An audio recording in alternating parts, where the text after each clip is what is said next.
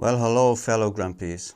Welcome again to the Grumpy Grandpa channel, where we dismantle current events, and maybe not so current, to try and explain the craziness taking place before our very eyes. It's been a little while since I posted a video. I've recently undergone surgery and only now I'm feeling up to getting a video back out there. Now it's the beginning of a new year, and I thought it might be appropriate to lay down a few thoughts of where I think we are today and what might be in store for us in the coming year. Now, these are just my thoughts. They may or may not resonate with you, but hopefully they will be able to contribute in some small way to your overall perceptions. So sit back, grab a tea or coffee, and let's see what old Grumpy thinks.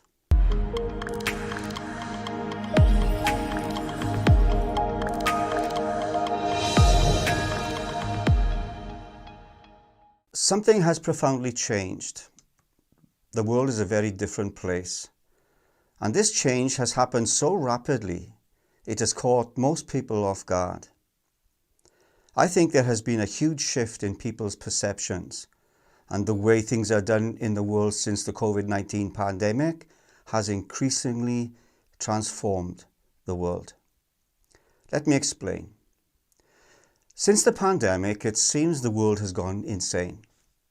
Now, that might sound crass, and some might even suggest that this was the case before the virus. And in some ways, I think they would be correct. But what I'm talking about is a little different. I'm referring to the intensified, in-your-face, we don't care about your rights attitude, taken by most of the Western countries. Countries supposedly having human rights principles at their core beliefs. Canada, Australia, Austria, and New Zealand, to name just a few of the worst violators, went way beyond what was reasonable. I remember feeling stunned by the news covering these stories and watching the disgraceful treatment of protesters by the police. Seeing the police militarized, dressed like military personnel. A huge change from when I was a youngster. Added to this, the pandemic was termed by the near corpse in the White House we call Biden, the pandemic of the unvaxxed. A total lie, by the way, and utterly disproved by the science. This guy is just a pathological liar. I would call it the pandemic of the abuses of human rights and the epidemic of the abusive push towards totalitarianism. Many of us, shocked by the horrendous abuses carried out during this time, for a while were left scratching our heads in incomprehension. We had never seen anything quite like this before. Now, in this context, we have to remember that contemporary events differ from history in that, unlike historical events, during present-day events we are unsure of the outcomes. We can evaluate the importance of past similar events and follow the results they have left in their wake by looking back in retrospect. But current events are not history yet. We can only look to the past for a pattern and make an informed prediction from that. So, in a sense, current events take us into a foreign land, and we seldom ever get a glimpse of what is ahead unless there is a historical precedent. Now, having said that, I think there is an argument to be made that with an in-your-face push towards a stated goal, we can rely on us seeing the obvious. And there is a stated goal here after all. It's called the Great Reset. For a long time, many of us have felt tyranny encroaching on our lives. Though most couldn't quite put their finger on it, the unease persisted in the background. We tended to dismiss warning signs when they appeared, such as the anti-speech laws incorporated into federal law in the name of stopping hatred. Accepting the laws would essentially mean that we were encouraging politeness above hatred, wouldn't it? It was too terrifying to think that the speech regulations may actually result in blatant violations of the First Amendment's guarantee of free expression. Then, with the arrival of COVID, everything started to make sense once the dust had settled. I believe what we were seeing was the New World Order prophesied by George Bush Sr. and being advanced by the establishment. Now it made perfect sense once we saw the draconian laws being enacted. Hindsight is a wonderful thing. It's just a pity we can't see it as clearly at the time. The changing New World Order was upon us. Then there is Klaus Schwab and the Great Reset. Now, how's that for timing? I'll post a separate video on that. This guy and the World Economic Forum are quite a bunch. This is essentially a private club masquerading as an international organization.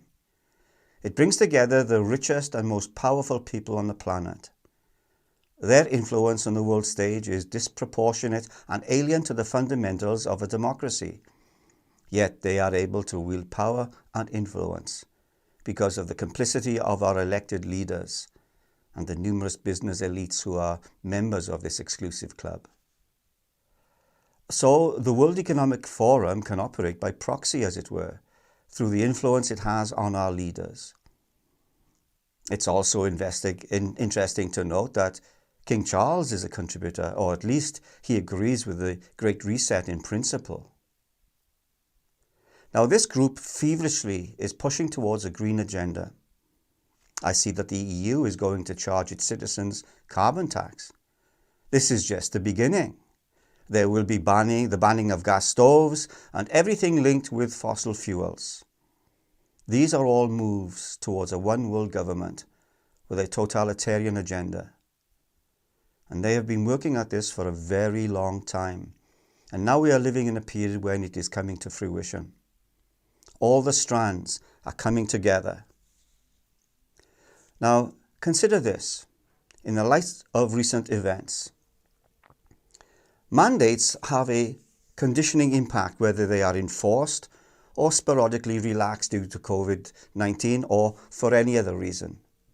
And tyrants have long employed a conditioning technique that includes the promise of returning to normality, if only you do this or that. And when there is a high degree of social conformity, this process is expedited, since people tend to imitate the compliance they observe in those around them. Even if draconian measures are withdrawn, those who arbitrarily issued them in the first place begin to take notes for the future. For example, how can they measure the conformity rate? How can we better modify behavior? How may the stakes be raised in the future? How are such options to be kept open? Always planning for the next time. And yet, with all the obvious signs of a totalitarian takeover, the bewildered herd is fast asleep. Now, what can I say? I've said in previous videos that what scares me most in this world are people. When the terrified herd stampedes, sometimes there is no getting out of the way. I like the quote by George Carlin, where he says, "Never underestimate the power of stupid people in large groups." And in my opinion, he nailed that one. For more on this, take a look at my video on the greatest threat, where I outline this in more detail. Now, I predict mass psychosis will be seen again when COVID mandates hit us for the umpteenth time, which, if you're watching the news from China, you will know that it's spreading again, thanks to the CCP and their insane zero COVID policy. Now, would it not have been better to let the virus spread and create herd immunity? No, that's just common sense, but not for the totalitarian or members of the bewildered herd. Do you remember David Icke? Now, that name usually elicits the roll of the eyes or the curling of the lips. I remember when he first came out on the Terry Wogan show back in the early 70s, I think it was.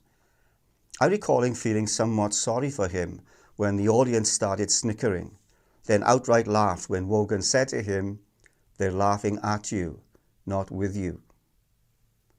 Shame on you, Wogan. It turns out Ike was right about many things, as crazy as they sounded at the time. I am learning reality is often not how we perceive it to be. Even quantum physics is claiming as much.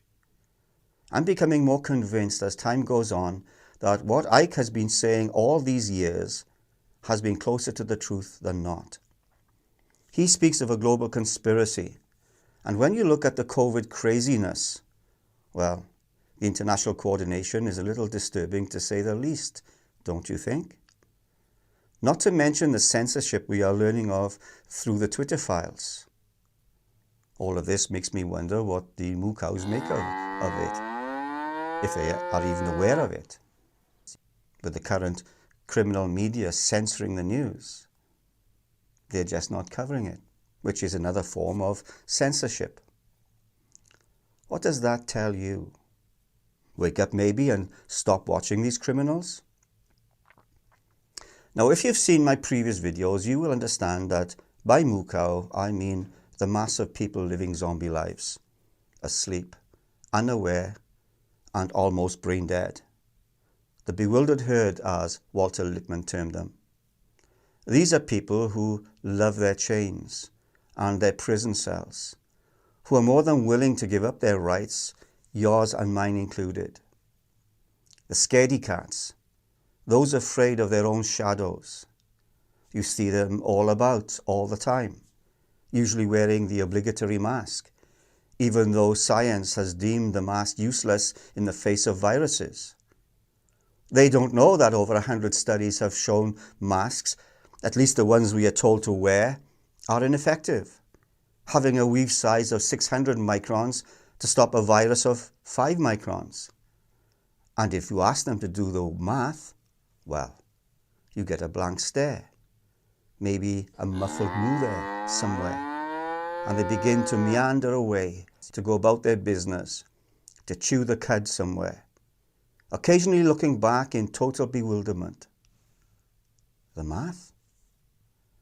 These zombies just don't see the shadow of tyranny beginning to enshroud us, and I suspect they don't care, at least not yet, because the consequences are hidden from them, until it is too late, that is. Tyranny is definitely in the air, but how many of us are aware of it? Take the suppression of free speech, for example. This erosion has taken place over the years, and during that time we gradually became less likely to discuss our opinions openly with our neighbours, co-workers, students, or even family members because of adverse consequences. And when asked for our opinion, we found ourselves treading carefully out of concern that making a politically incorrect comment may cause us to be shunned or cancelled.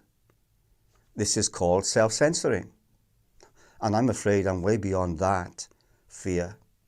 I'm a grumpy old bugger, don't forget, and just don't give a damn anymore. It's really liberating. You should try it. Look at the current agenda of isolation. People are feeling more alone now than ever. Numerous feature articles regarding a loneliness epidemic have been published. Children from traditional families are more likely to experience bullying at school from both peers and teachers due to their conventional views. Students who express politically incorrect opinions in class quickly learn that doing so could result in a lower grade. Critical race theory and transgenderism, two ideologies that the majority of us had never heard of before, suddenly took center stage. And before those dogmas could even be digested by us, nearly every institution, including Hollywood, business, finance, the media, medical, education, and even the military, started enforcing them.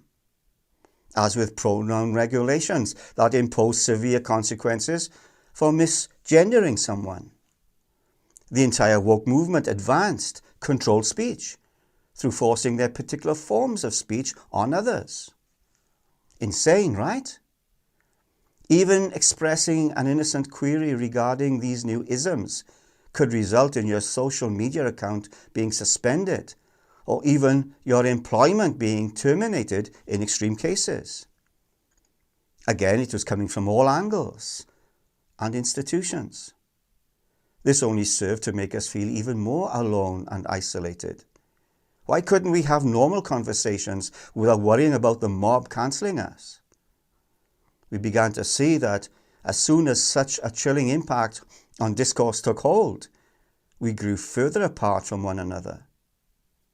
Doesn't this sound a lot like divide and conquer? If there is one thing the so-called elites fear, that's a unified populace. Very difficult to control. They need us divided and at one another's throats. It's certainly the case that we are living in a fractured society, exactly as they planned it. So, what about the coming year? There is an obvious pushback against this insanity, but will it be enough to significantly change things? Well, that's unclear, or at least to me. I'm an incorrigible skeptic, often having my perception clouded by that malady. Take, for example, the recent midterm election where a red wave was forecast here in the US. For my British audience, you need to flip the colours around. Red equals right wing, left blue. I was skeptical then and was proved right. The hype was in place, with many hoping for individual freedoms to be restored. But what happened? No red wave. Admittedly, there were some gains for freedom enough to get control of the House back, but the promised red wave never happened. In fact, here in Minnesota, the Minnesota Moocows doubled down on the oppressive lawmakers in St. Paul. Governor Tim Walz, and I struggle even to speak that name for fear my teeth will rot, was re-elected, and here we are, worse off than before. That only reinforces my skeptical outlook. I will admit that in other parts of the country, big gains were made. Florida, for example, is one of the freest states. Governor DeSantis won in a landslide. Coming back to 2023, what of the future? I do think there are enough of us to certainly make a difference, but we need coordination. The left are not shy to take to the streets to make their voice heard and to bully and push their weight around. Freedom lovers have to do the same thing without the bullying. We are not the same as them. It's only when the insane herd see the determination of the other side will they begin to hesitate and realize there is a significant force in opposition. Bullies never know how to handle a determined opponent. We also need to learn to cancel those corporations who push the woke agenda. Remember, they are not the only ones who have the ability to cancel. I have cancelled PayPal for banning the Daily Skeptic, one of my favourite news outlets. Now that was a struggle. After numerous very angry phone calls and making my position abundantly clear, they still haven't closed my account. I can only suppose they're hoping against hope I'll relent and use them again. Not going to happen. Or maybe it's to keep the number of accounts intact for their shareholders to see and feel comfortable with their investment. But I have removed all cards and bank details from the account, and I have found a better platform, cheaper and just as good. If enough people did this, imagine the impact we could have on the world. These entities rely on our compliance to accomplish their goals. If we deny them that, well, we take their power away from them. We are at a crossroads. I think we all feel that, and we all know it, whether we want to admit it or not. And this is not the first time humanity has stood at such a crossroads. I do believe people are increasingly waking up to the threat that mankind itself poses. In many ways, we are the virus. We are the existential threat to humanity. And I'm not talking about climate change here. People are becoming aware, forced to wake up due to insane circumstances. And there will have to be a period of reorientation for such people who were deeply asleep, to re-establish their bearings, to overcome the shock of the realization of what's really been going on. If this happens, I believe 2023 will prove to be a turning point for freedom and human rights. But we have to put aside fear. Fear of being marginalized, fear of being isolated and cancelled, fear of what others think of us and say about us.